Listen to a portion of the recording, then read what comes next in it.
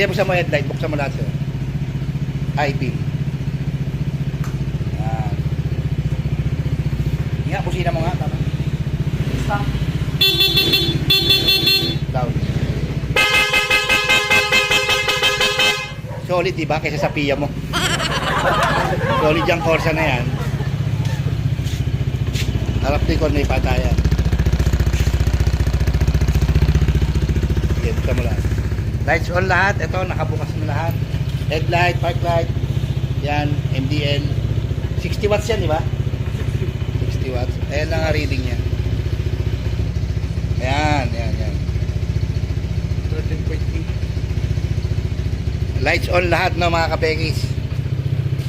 Walang kurap, stable, one relay. One relay, hindi po 1,000 relay yan. Yan na lahat yan. Tinangay ang park light, headlight, MDL.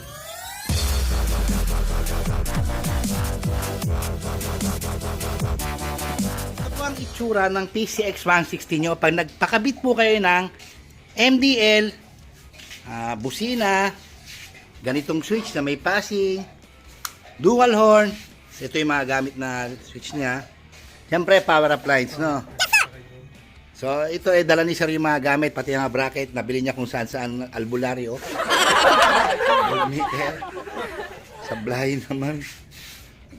So, ito yung busina, no? Corsa nilagay natin. May dala siyang Pia, ito nilagay ko, Corsa ko daw. Napakinggan niya eh, okay. So, ayan po ang wirings, no? Wala kayo dapat itatapon sa mga ibabayad nyo sa gagawa. Tama. Diba? Umaga kami nagsimula, natapos ng ganito. Ayan yan. Wala ka dapat itatapon sa wiring sa Becky's.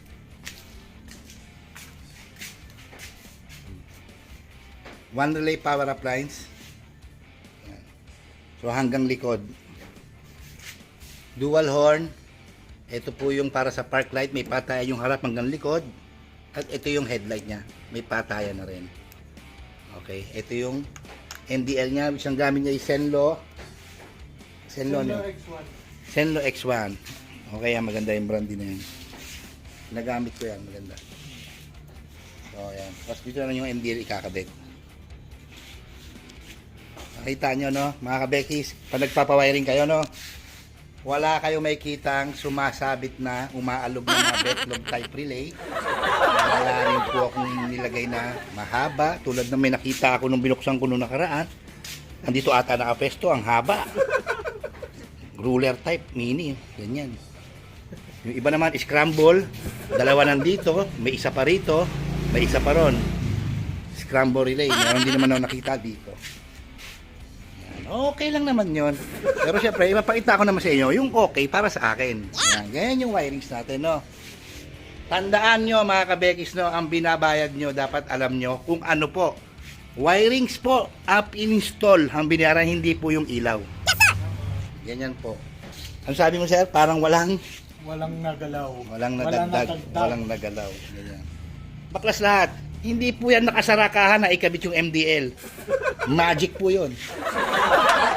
Marami na akong dinala sa akin na gano'n ang issue. Yung kasa po dito sa Sindalan na nagpapadala sa akin. Na ikabit, dumayo pa doon sa Caloocan kung saan-saan. Dahil magaling, kinabit ang MDL ng walang binaklas na kaha. Plug and fail. Eh bakit naman bilang dadalhin sa akin? Sabi ko sa kanya, dali mo po doon sa Caloocan, doon yung pinadala. Galing kang Pampanga, dumayo ka doon, ngayon nasira, dito mo dadalhin sa akin. So yung kaso ko nag-recommenda, sa akin daw ipariwire, which is di ko muna tinatanggap. Mahirap magmanggap na mga ganyan na binasura na ng iba. At ito, stock po ito. Kahit dala niya yung gamit. Okay. So testingin natin. Hindi susi mo, sir. Busina. Yung Corsa, tanong ni sir kung ano mas malakas. Eh wala ka lang hahanapin dyan. Wala na pong sinabi yan. So, patay po ang ano, ang park light. Harap likod dyan. Sige, buksan mo yung gitna, sir. Yan. Harap likod na yan. Headlight. Passing light. Yan.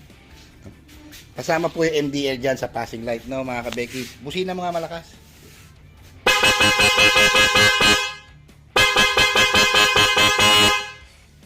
Boss, patay ang makina. May nakita ka ba kumurap konti? Wala. Kasi pag may kumurap, babalik ko lahat mapalitan ko itong bago PCX 180.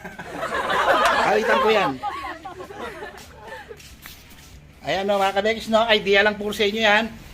Huwag po tayo madala sa wow, galing ng ilaw. Huwag po tayo magpadala doon. Magpadala po kayo sa wow, ang galing ng wirings. Yun. Quality po. Okay. So si Sir galing ng Bataan. Shoutout sir, salamat no. Salamat, sir. Ride safe, ride safe.